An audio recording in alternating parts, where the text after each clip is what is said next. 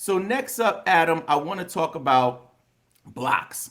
What players? I know the positions that you will be looking at. But why don't you tell me about positions and also maybe some players and some strategies if you're going to think about punting blocks. So blocks are actually a pretty interesting one because nowadays elite shot blockers like Miles Turner, like Jaron Jackson, probably Wemby, probably Chet, these guys are pretty rare now. So because the game is moving further away from the basket, we've seen it with Rudy Gobert.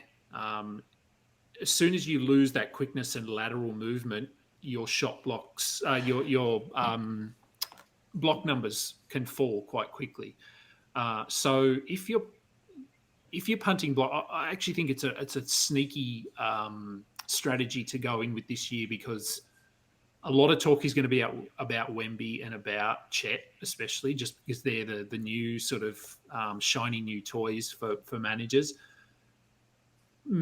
Managers tend to chase blocks early because they're hard to get later because they're so rare now.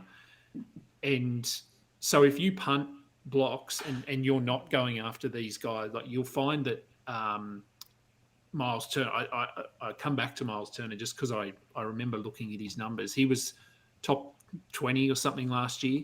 You punt blocks, he's top 70. It's such a pivotal swing category.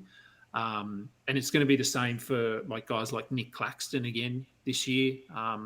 Those players, basically their whole value is reliant on blocks. So people are going to chase them early and they're going to chase blocks.